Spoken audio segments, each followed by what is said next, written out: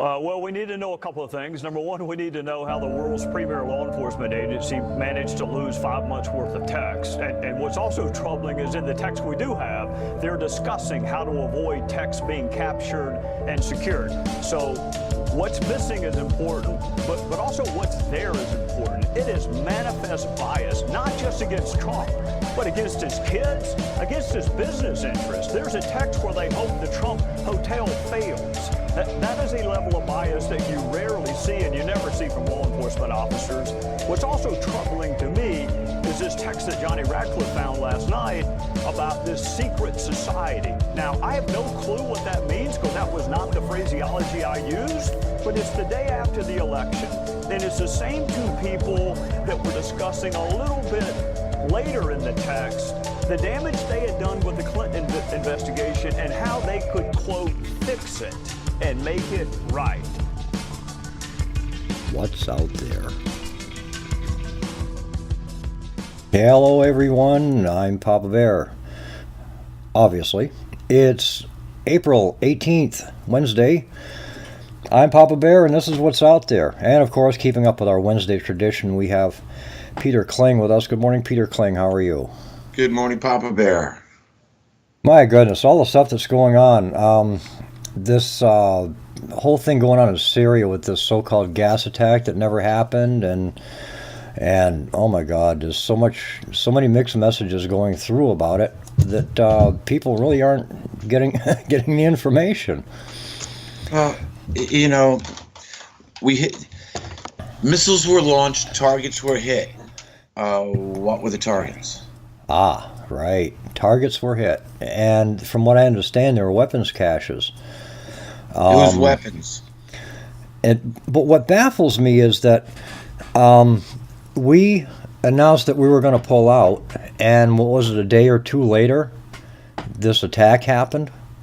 Well, let's take a look at something here.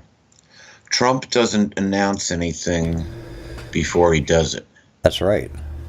So why did he make this announcement that we're going to pull out and all of a sudden the gas attack happens? That's right. People weren't paying attention. And the last thing that Assad's going to do, I mean, he doesn't want American troops there. He doesn't want foreign troops on his soil, I'm sure. No. Who wants to have a country occupied, being torn apart by everybody else's fight? Right. You know, so now I'm sure he was dancing in the hallways when Trump said he was pulling the troops out. Why would he go gas his own people in order to keep the United States there and then have the retribution of incoming weapons? And that's the thing. I mean, it wasn't even gas. These people have been suffering attacks for the past 7 years. Do you think they're not going to, make underground tunnels to be shielded from that stuff that's on the outside? And when they do, when explosions do occur, do you think they're not going to get dusted out? And, here's the other side of the coin. As soon as I heard that there were gas attacks, and it didn't make sense to me. I posted just a post about it on Facebook, and I asked the question, could a third party be involved? And I put a picture of a missile with the Star of David on it. And I'd say within an hour, Israel bombed Syria. And I was like, you're kidding me. Well, there's a plan that's been in the works for a long time to put 2 pipelines through there. Absolutely. And right now, Israel is, whatever access they can get, they're taking the oil, they're stealing it. Oh, no, not Israel. They wouldn't do that. No. Yeah. Israel is about the only place in the Middle East where there is no oil. Where there's no war. Well, there's also no war, but it's such a tightly controlled country. Yeah. And of course, Gaza Strip is locked right down. It's an apartheid place. It really is. I don't know how people just can't see what's going on over there. They've got a whole piece of land that's locked in, and they don't let people come and go freely. And talk about racism. If you're Israel or Israeli, you get to use a certain walkway or certain roads or certain things that you can do that you can't do if you're not Israeli. So where are the human rights there? We could do a whole show on this sometimes if you want, because We're doing it right now. It's a good start. Okay, well, let's take a real look at what we're dealing with. First of all, I'm not an anti-Semite by any means. Neither am I. Now, I had well, I say had, we kind of lost touch, but we were really best of friends. We worked together. We worked for the same company, different capacities, but he was half Jewish and half Iranian. And this was going back to the first bombing of the World Trade Center. This is after the first bombing where they set off these bombs in the basement. And I asked him straight out, I said, Josh, what's going on over there? And he said, Peter, it's all politics. He said, Yes. Our families lived in peace for hundreds of years. Yeah. It's all politics. Okay. Yep. Yeah, fast forward a couple of years. It wasn't very, very much. And it was the last time I watched Glenn Beck on TV. Yeah. Or at least he had a Hasidic Jew, a Hasidic rabbi on his show. And I think the Palestinians had just launched a bunch of rockets into somewhere or other, and it kind of, or the Syrians did. There was some missile rocket exchange back and forth. And so Beck brings on this Hasidic Jew, and he asks him, about how he feels about what's going on with this rocket attack. And the first thing that this rabbi does is he starts condemning Zionism and saying it's all politics. We would be living in peace if it wasn't for the politics, and it's the Zionists. Yeah. And Beck is going nuts because this rabbi's blaming the Zionists. Yeah. Yeah. And I saw Beck. I mean, I used to watch Beck when I was first getting red-pilled. I watched Beck, and Michael Vera with Late Night in the Midlands, obviously. He was a large help in the red pilling of myself. But it's one of those things where you come in phases.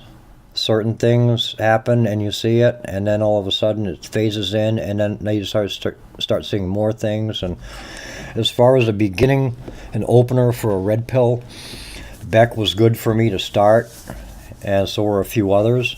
But there were some others I shied away from. I shied away from Hannity and O'Reilly. There's something about the arrogance that just a little bit too much for me. But you get to a point where it's like, wait a minute, yeah, everything was okay. They're wonderful at teaching the history and all that. But when it comes down to present day, they're gone. They're lost. They're still lost. And they're great on the road. They're on the road to recovery, if you will. But something's throwing them off the path. They're not quite there. So I mean, I used to listen to Beck quite a bit, but now I don't listen to Beck at all. I'll listen to different people, but mostly the right wing. And the only reason I do is, and they all speak the same basic narrative. But the reason that I listen to them is that they stay pretty much on top of everything that's going on in Washington with this Trump-Russia collusion stuff, but it's like they're beating a dead horse now. It's over and over and over again. Not one of them talk about the 25,000 sealed indictments. Not one of them talk about the fact that Trump passed his executive order on December 21st, 2017, and none of them talk about certainly don't talk about his executive order update on March 1st. So, they're not telling you, they're telling you the political end, the very surface of the draining of the swamp, play by play, inch by inch, as they move the ball down the field, trying to gain another position where the team can score a field goal. Man, it's like listening to a NASCAR race where the pit crews have to push the cars around the track. Right. I wanted to mention here that House bill, H.R. 5404. Have you heard about this one? This one is to define the dollar as a fixed weight of gold. Okay. I've only heard the scuttlebutt about Trump wanting to do this. This was introduced. It was introduced in the House on March 22nd of this year, in the 115th Congress, to define the dollar as a fixed weight of gold. Basically, what it says is the Congress finds that the United States dollar has lost 30% of its purchasing power since 2000 and 96% of its purchasing power since the end of the gold standard in 1913. Under the Federal Reserve's 2% inflation objective, the dollar loses half of its purchasing power every generation, or 35 years. American families need long-term price stability to meet their household spending needs, save money, and plan for retirement. The Federal Reserve policy of long-standing inflation has made American manufacturing uncompetitive, raising the cost of United States manufacturing goods by more than 40% since 2000, compared to less than 20% in Germany and France. Between 2000 and 2010, United States manufacturing employment shrunk by one-third after holding steady for 30 years at nearly 20 million jobs. The American economy needs a stable dollar, fixed exchange rates, and money supply controlled by the market, not the government. The gold standard puts control of the money supply with the market instead of the Federal Reserve. The gold standard means legal tender defined by and convertible into a certain quantity of gold. Under the gold standard, through 1913, the United States economy grew at an annual average of 4%, one-third larger than the growth rate since then, and twice the level since 2000. The International Gold Exchange Standard from 1914 and 1971 did not provide for a United States dollar convertible into gold and therefore helped cause the Great Depression and stagflation. The Federal Reserve's trickle-down policy of expanding the money supply with no demand for it has enriched the owners of financial assets, but endangered the jobs, wages, and savings of the blue-collar workers. Restoring American middle-class prosperity requires change in monetary policy authorized to Congress in Article 1, Section 8, Clause 5 of the Constitution. Define the dollar in terms of gold. It says effective 30 months after the date of the enactment of this act, the Secretary of the Treasury in this act, referred to as Secretary, shall define the dollar in terms of fixed weight of gold based on that day's closing market price of gold, and Federal Reserve banks shall make Federal Reserve notes exchangeable with gold at the statutory gold definition of the dollar. Disclosure. During the 30-month period following the date of enactment of this act, the United States government shall take timely and reasonable steps to disclose all of its holdings of gold, together with a contemporaneous report of any United States governmental purchases or sales, thus enhancing the ability of the market and of market participants to arrive at the fixed dollar gold parity in an orderly fashion. So there you go. Now that's interesting. Yes. That was, there have been 2 actions on it so far, and those 2 actions were, it was introduced in the House on March 22nd, and there's one action for overview, referred and introduced in the House and referred to the committee, so it was both done on March 18th. So it's in there anyway. We'll see what happens. Maybe Congress will get a chance to pass this. If they don't, I mean, come on, this is constitutional. We're gonna. I mean, somebody'd have. I know I surely would. I'd have a lot of questions. It's like, well, wait a minute, why? Well, we already know the answer to that. Let's see. China's backed their yuan with gold, and that's now trading for oil. It's on the open market. And Russia's backed the ruble with gold. Let's see. If the United States doesn't follow, then the dollar is backed by what? An idea? The same thing it is now. Nothing. It's nothing. It's according to the Federal Reserve Act, right? Federal Reserve notes are obligations of the United States. They're debt notes. They're money that's owed by the U.S. Okay, so you can collect as many of those as you want. When are you going to get paid for them? Since there's no conversion, how are you going to get paid, and what are you going to get paid in? All right. There you go. So it's basically worthless. It's like it's cryptocurrency. It's monopoly. Finest. It's monopoly. It's cryptocurrency you can actually put your hands on, but it's worthless. It really is. So that's pretty much what we're dealing with is paper that has an idea of some sort of wealth attached to it. Now, this is one of those things that we're going to have to see how this plays out, because this is now dealing with the Federal Reserve. And so now we either have to get rid of the Federal Reserve note and make it a U.S. Treasury note. So you just whacked a nail on the head. Yep, because no longer can it be a debt note. Well, yeah, you said a note that has backing, right? Exactly. What's a birth certificate? It's backed by our lives. That's a note with backing. Yeah. And a lot of it. Absolutely. Okay. So there you have it. I mean, anyway. But I had to touch on that gold thing, because eventually it's going to come, and I'm going to apologize, because I know I told people that this was going to happen. Remember we talked about this on the show? I said be ready for the first. And it didn't happen. And I said, I can take being wrong. At least people will be prepared. Okay. Well, I was wrong. I get it. I was wrong. How many of you are prepared?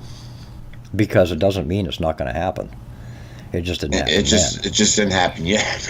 Yeah. And I'm not the only one saying it. But hey, people are going to do what they want to do. I wish. Papa Bear. I wish I had more insight. How about that?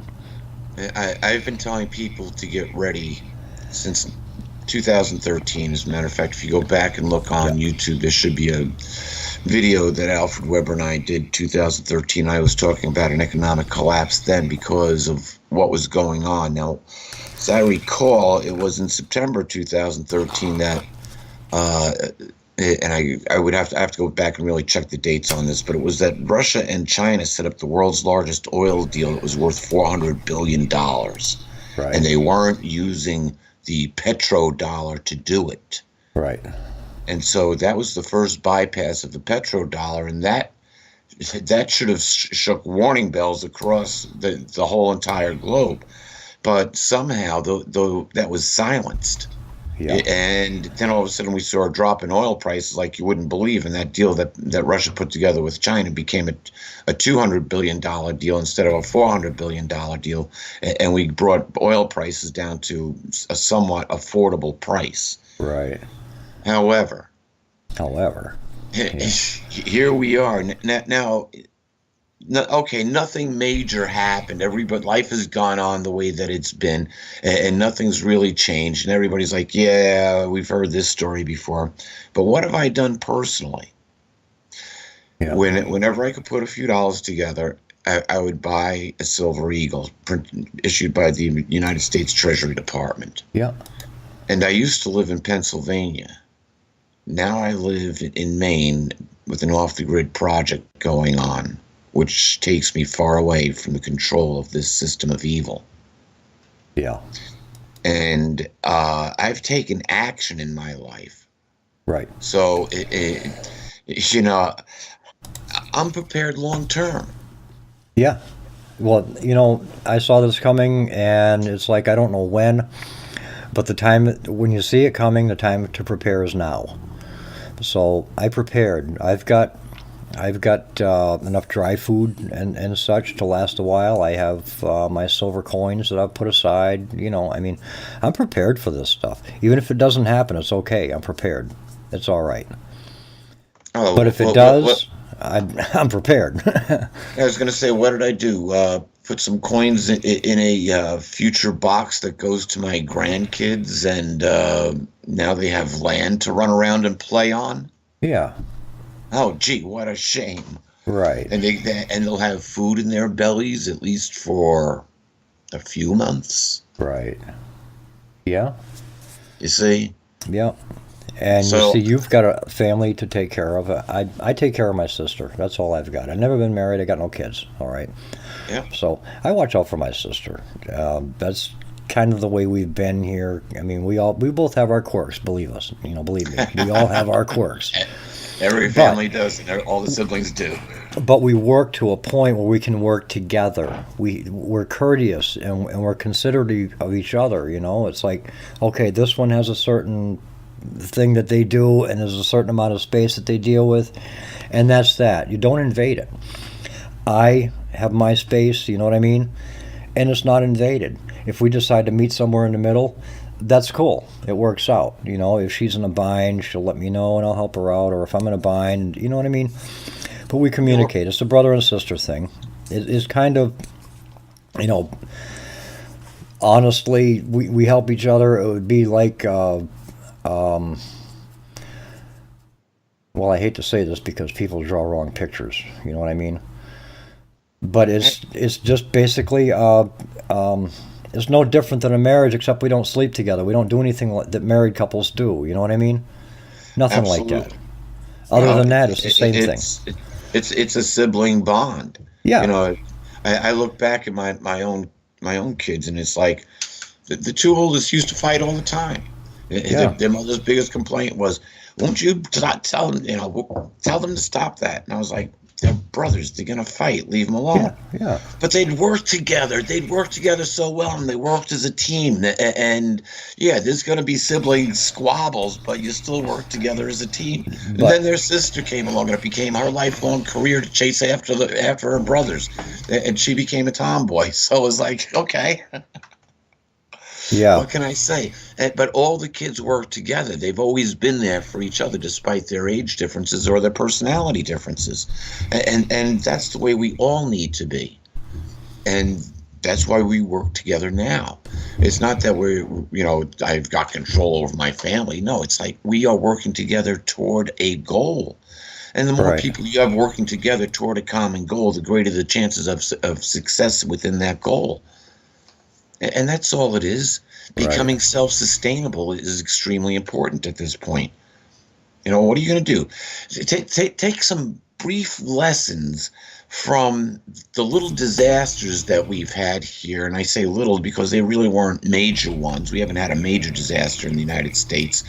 Yes, we've had some serious hurricanes. We've had some serious hurricanes.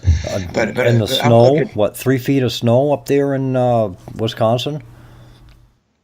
Yeah, we got strange weather. There's no doubt about it. But I wanted to point to one thing: Hurricane Sandy, which was HAARP-driven, by the way. I've lived on the Northeast almost all my life, and I've never yet seen a hurricane come up the East Coast, make a left-hand turn, and head northwest. Yeah. And neither has any other meteorologist. Not that I'm a meteorologist, but every one of them that you listen to is saying, "We've never seen this before." Yeah, there's a lot of stuff we've never seen before. I mean, the Earth has moved. But here's the situation. I was focused on what was going on in New York City at the time. And they were without power.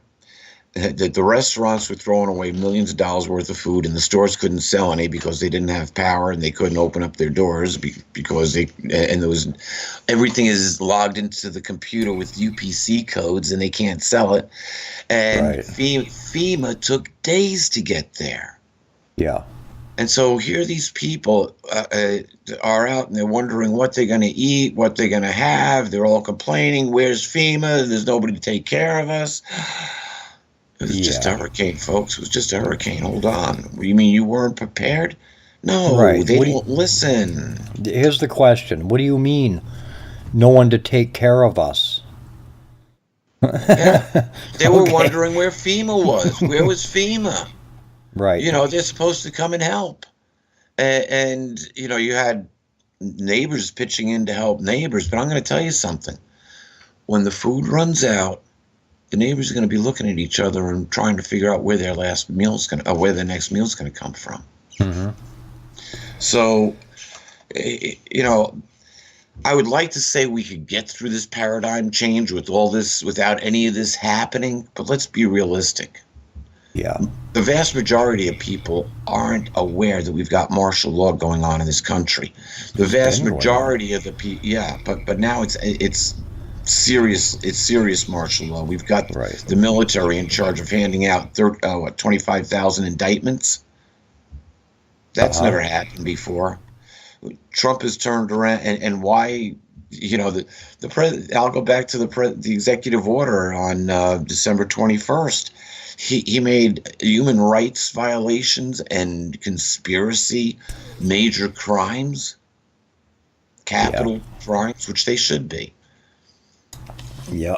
And then on March 1st, he passes an executive order to essentially update the military court's handbook. Yeah. So, hey, wait a minute. If it's what's that old expression? If it walks like a duck and talks like a duck, it's a duck. Yeah, it probably is a duck. Yeah, no doubt.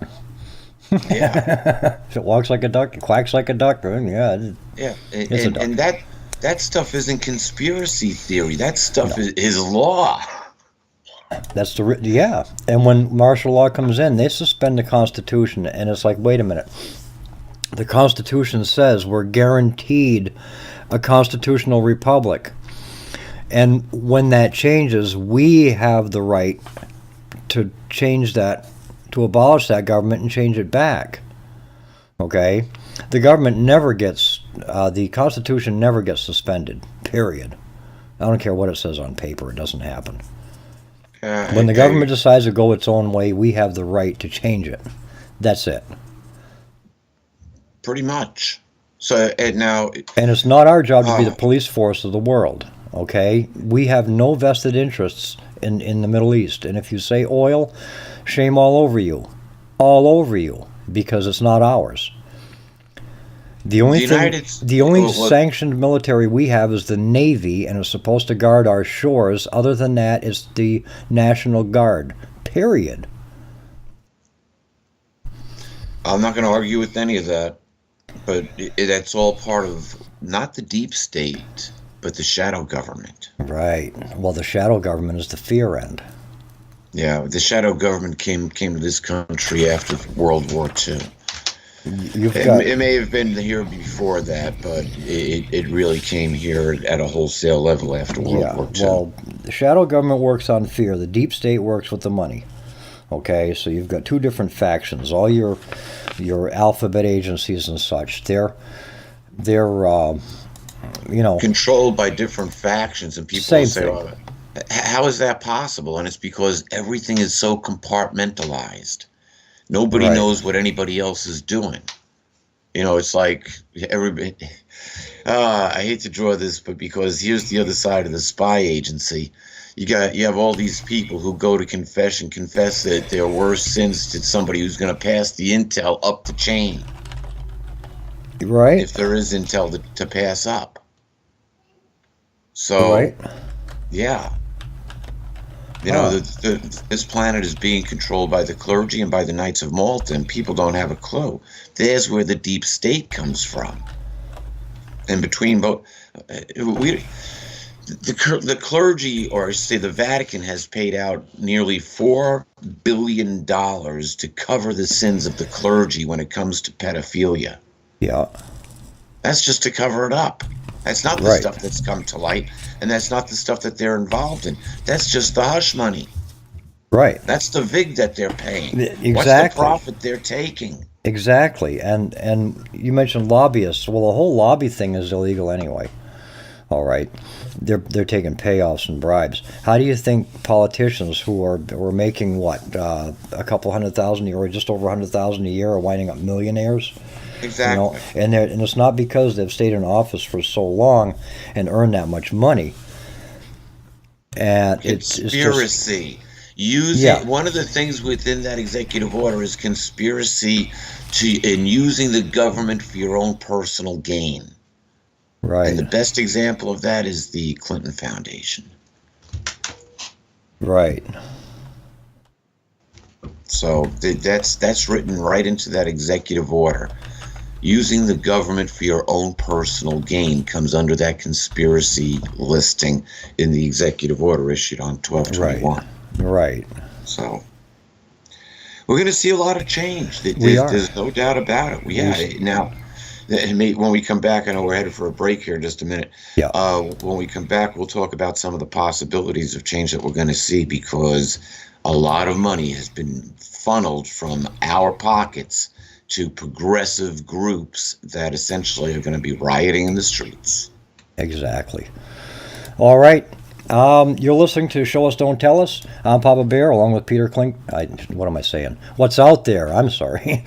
This is What's Out There. I'm Papa Bear with Peter Kling, and we'll be right back.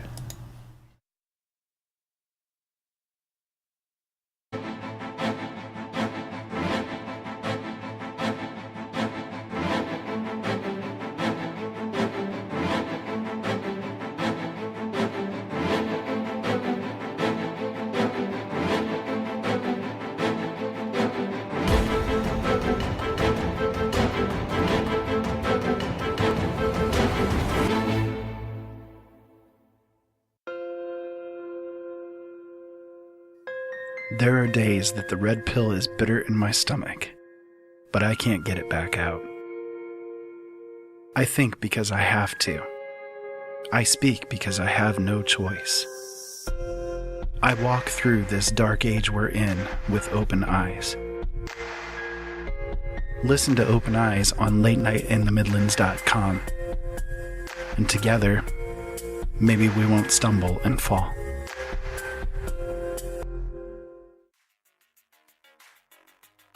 The LNM Radio Network offers a chat room for you, the listener, to connect with others whom are interested in the topics and guests that the LNM Radio Network brings to you.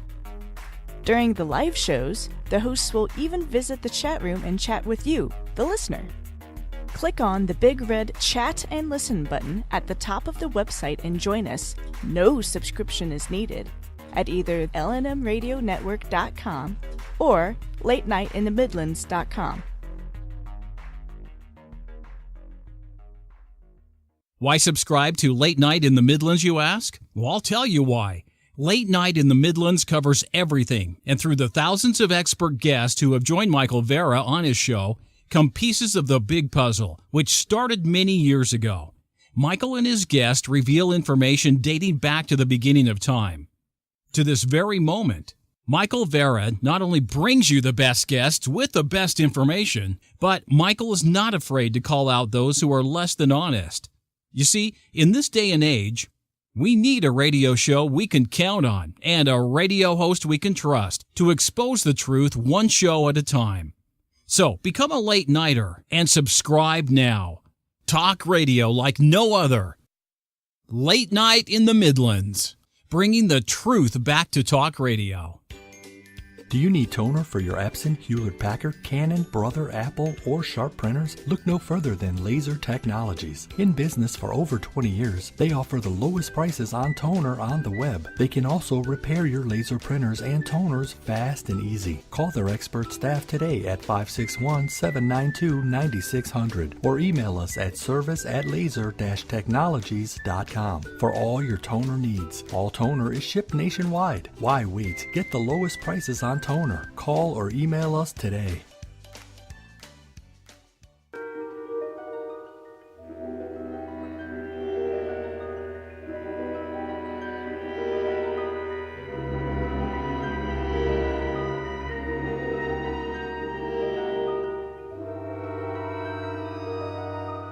There is a better radio show, beyond that which is known to the people. It is a radio show more informative than others, and as timeless as infinity. It is the equilibrium between light and dark, between the sheeple and the paranormal, and it is heard at the base of man's ignorance and at the summit of his knowledge. This is the radio show of imagination, a show we call The Secret Teachings.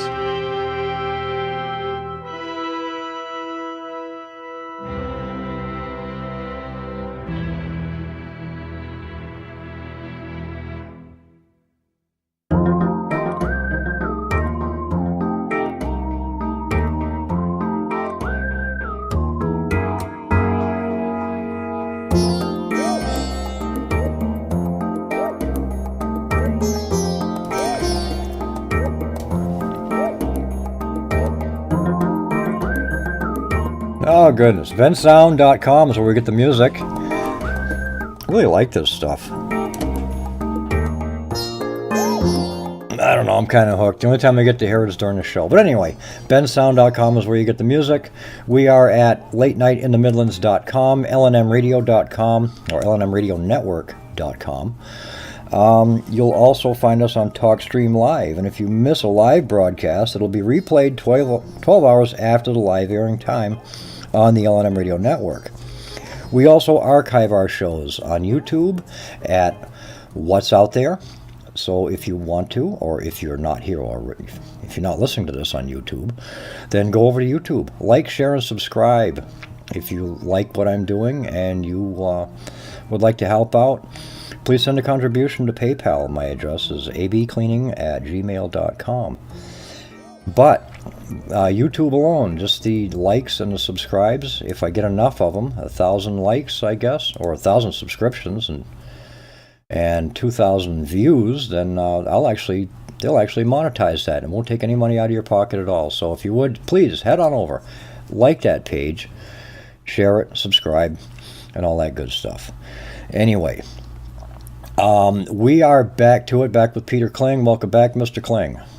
Thank you for having me, Papa Bear. Appreciate being here. Well, it's my pleasure. I look forward to Wednesdays because you and I, we have conversation on here that I just don't get when I do it alone.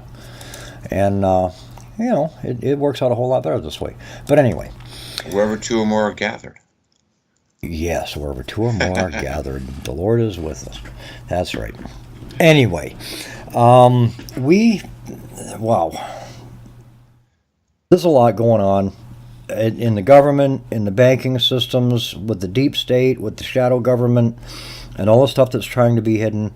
The Q posts that people are talking about, I've been reading the Q posts, we're being set up again. And a lot of people say, hey, that's bunk, that's bunk. It's okay. We all have our own belief systems, and you're allowed your own beliefs. That's good. Let's take a look at something that's not bunk. Okay. Trump's attorney had his office raided. Cohen, yes. Okay, and so now all that information is sitting in somebody's room, waiting to be poured over, finding out all of Trump's deepest secrets. For what purpose? What does that have to do with Russian collusion? Well, first of all, we know this now. Since the raid, there's no such thing as attorney-client privilege. It's gone. Or so they say. Not anymore. Look at it. The evidence is there. Well, but it goes further than that because now there's questionable constitutional violations. Oh, come on. Questionable constitutional violations. Walk down the street. You're going to see them everywhere. Yeah, but I mean, this is blatant. It's against the sitting president of the United States of America. It is a coup. This isn't you or me that they're going in and saying, give me all of Kling's records. Right. Exactly. Know? Exactly. Well, Trump has a good backing. Did you notice the military is with Trump? A lot of the military. There's a reason for that, and it's not because he's a warmonger. The thing is, for the same reason we had the Second Amendment, okay, is to defend ourselves against government tyranny. And he is dealing with government tyranny. He's going through a coup. Yeah, exactly. He kept his own security team. It was his son who got rid of the Secret Service and kept his own security team after a certain point, once certain information started getting out. They were going to do the same thing that Kennedy did to these people. And like Allen Dulles, right? Allen Dulles had the CIA. He did something. Kennedy says, this guy is bad, right? Next thing you know, Kennedy's taken out. And Dulles is heading up the operation on it, on the investigation. It's like, wait a minute. Wait. And it's the same thing you've got here. It's the same thing. Yeah, you've got the bad guys doing the investigation. Absolutely. With all the evidence about with Hillary, they're going after Trump, and they're down to, a porn star and whatever might be hidden in Trump's personal records within his attorney's files. So it's like, wait a minute. You're attacking a sitting president, going into his attorney's office and taking the files. Okay. So we're at a trigger pulling time. You see, we've got a direct violation going on here of the Constitution, and we've got an obvious coup against a sitting president, and this is starting to get way out of hand. Mm-hmm. Also, the judge that's presiding over this end of it married George Soros and his bride. So, there's real independent counsel. Let's see. The judge that married George Soros in a 2-hour ceremony is presiding over the case on who's going to be on whether we can release this information, who's going to be reading it, and she's come up with the objective view, as I understand, of take it all, make 2 copies of it, and then disperse it among both parties. Yeah. Oh, wait a minute. So it can be hacked and then made public knowledge? Yeah. So now we've got a sitting president whose whole life gets exposed. Didn't Barack Obama, one of the first things that he did when he got in office, signed an executive order to steal all his records? Yes. He spent over $3 million stealing his records. Oh, bring those records out. Yeah. There are records coming out. Yeah. Not the ones they're going to want to see. No, but when Trump said he wanted to release the files on Kennedy, that sent waves. That sent waves to the community. Yeah. So, hey, stay tuned to this one because it's only getting better as we go along. The problem is, I think that at least, I look at this and I have to keep on readjusting my time frame thinking here. It's like, hey, just pull the plug, they'll all go down. But that creates a lot of chaos. The longer that they can prolong this suffering and slowly remove the lower echelon, the more those people will start tweeting like birds and indict those above them. Right. And so they'll remove the bottom of the pyramid to get to the top. Because if they just went right to the top of the pyramids, all the rats would scatter, and then you would have groups like Antifa protesting in the streets, and we'd see nothing but riots and saying, the left would, or all of these groups that have been funded by Soros and Obama. Obama funded hundreds of millions of dollars into left-wing groups within the United States, and he's got his own organization, which you take a 6-month class in order to become a professional rioter. Yeah. Think about that. What the hell kind of organization is that? How to cause discord. And 30,000 people have gone through that class. There's another 25,000 that are in it. Yeah. And that's your Mockingbird, to a degree. What was the other one? Yeah. And these people are all working together to bring the United States down to a globalist level. Right. It's to make us a third world country. Yes. Go back and look at the post-2015 development agenda. Mm-hmm. Go look at all of that information. This is all what this Jesuit Pope put forth, this illegal Jesuit Pope. This is all the Vatican's idea of world control. Yeah. And it all comes from all roads lead to Rome. People don't get it. All roads lead to Rome. All your laws lead to Rome. Everything goes right back to Rome. Well, here's an interesting thing. The Roman armies could not conquer Germany or the Germanic tribes. Right. They lost miserably to the Germanic tribes. But when the Roman Empire fell, it was replaced by the Holy Roman Catholic Church. Right. It's not that it went away. It had a name change and a restructuring. Yeah. And then it came in via religion and conquered all of Europe. But now, where did the Reformation start? Right back in Germany. Right. Yeah. So there's this power within Germany that I don't quite understand, but it seems to be having a major effect on the world, both positively and negatively. Yeah.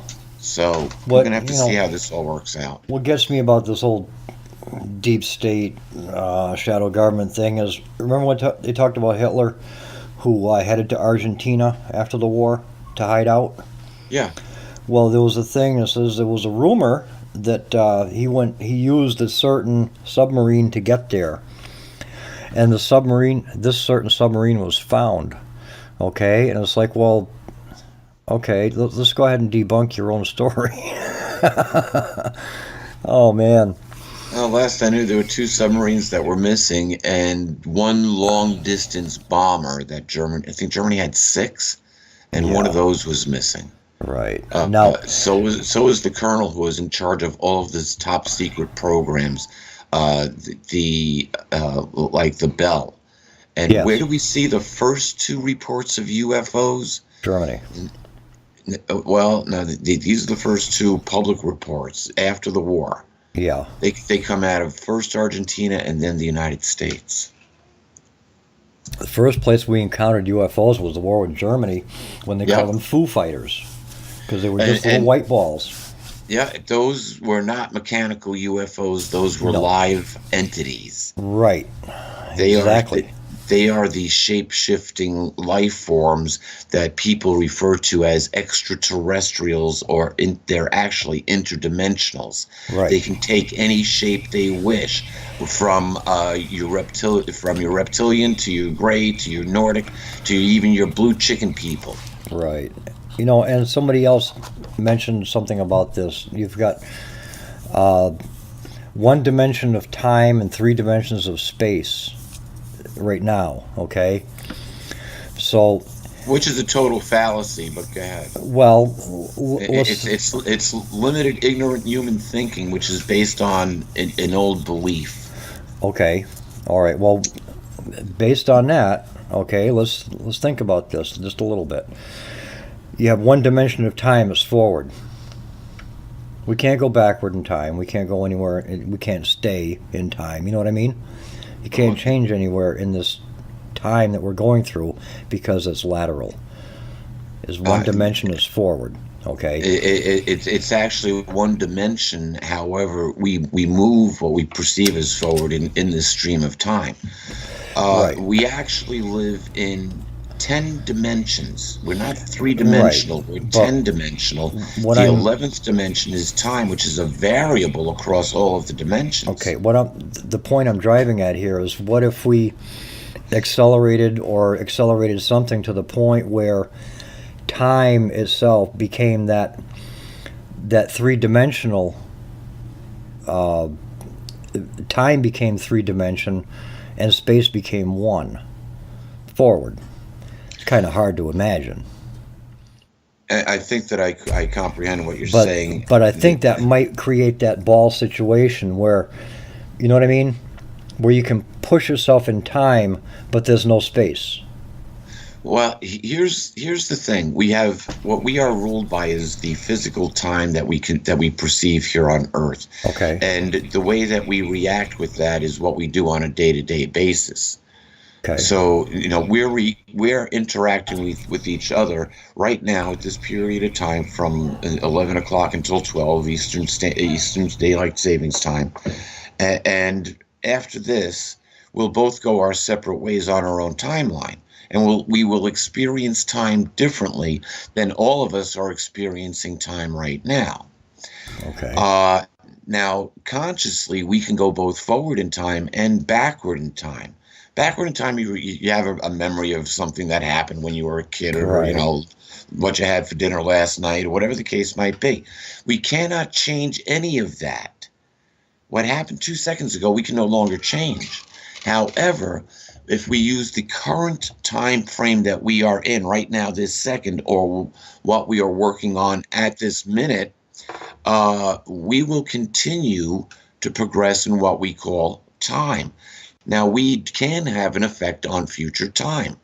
And here's the thing. We can know what's going to happen in the future.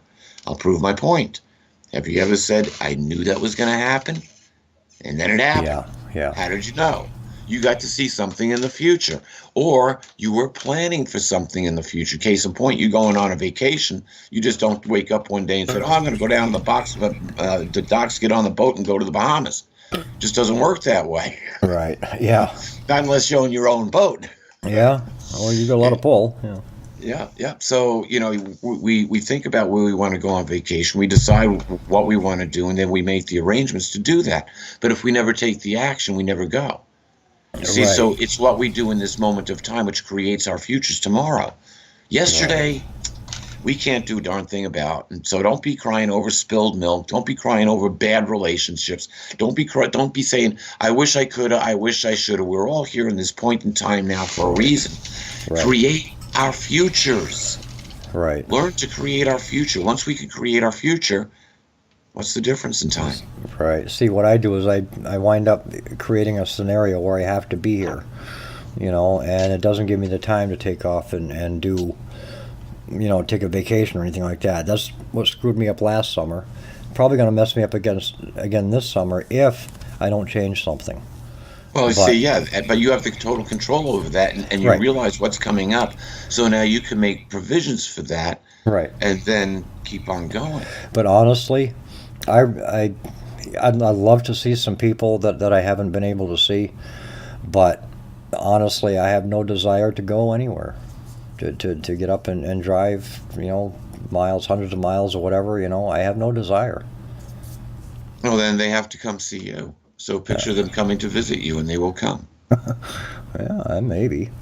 Yeah, give a call. Hey, when you coming up this way? Weather's Yeah, fantastic. anytime. Whatever the case might be, spring's.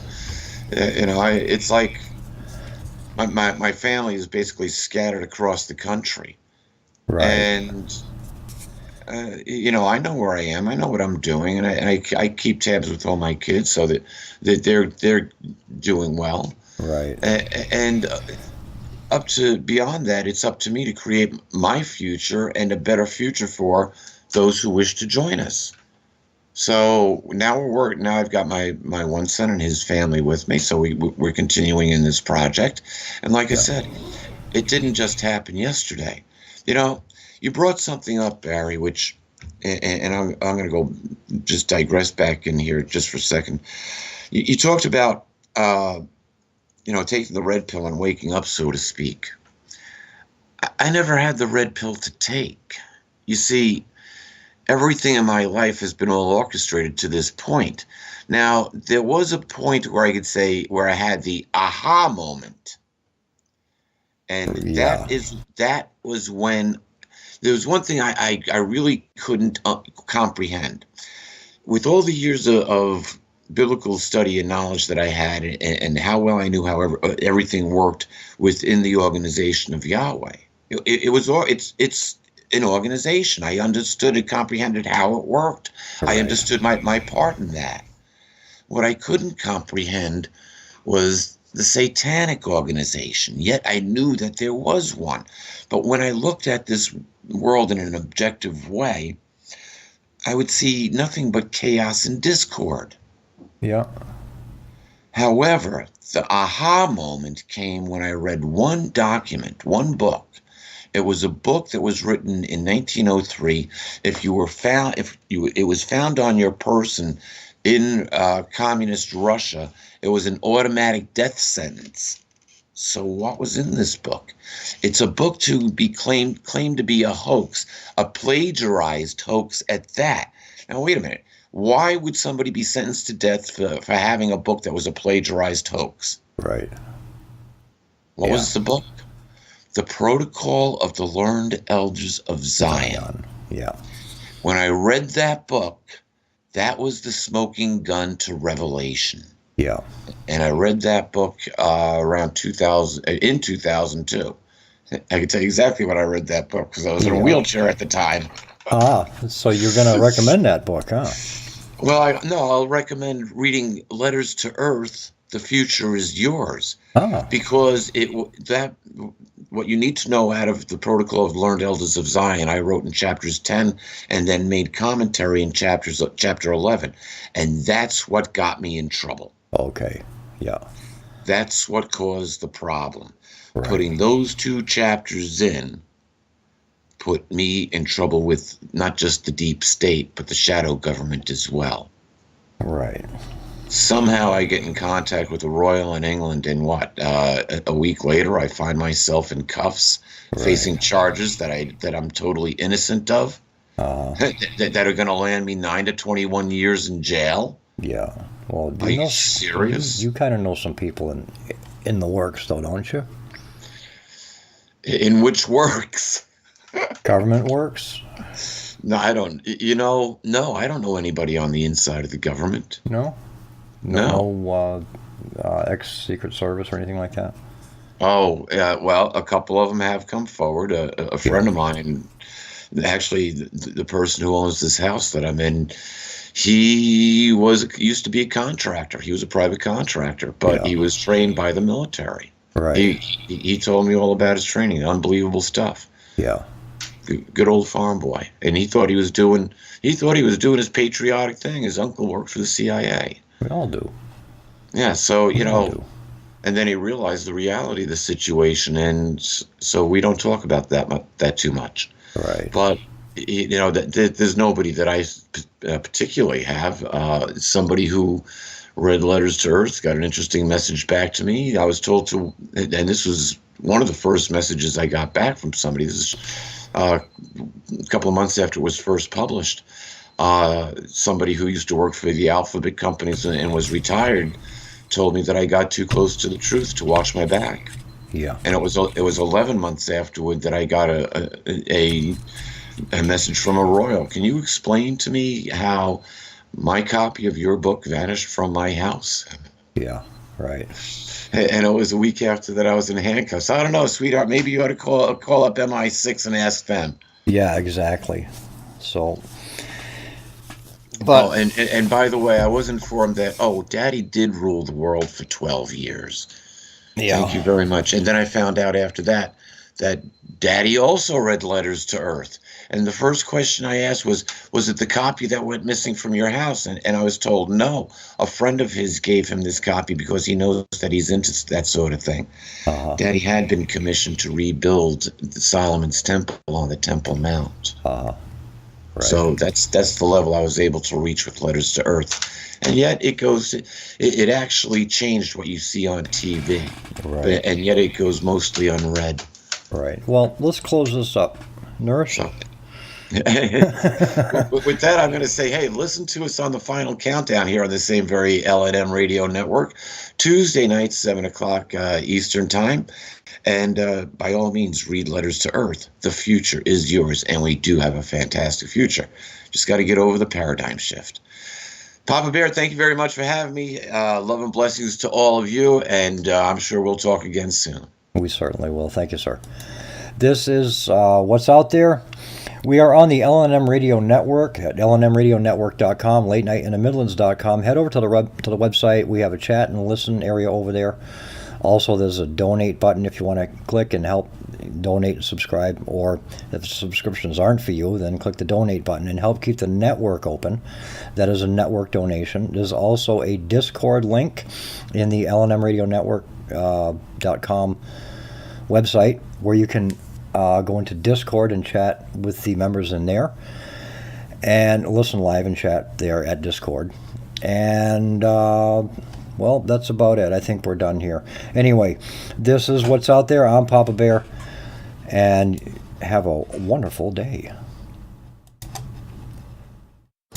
Well, we need to know a couple of things. Number one, we need to know how the world's premier law enforcement agency managed to lose 5 months worth of text. And what's also troubling is in the text we do have, they're discussing how to avoid text being captured and secured.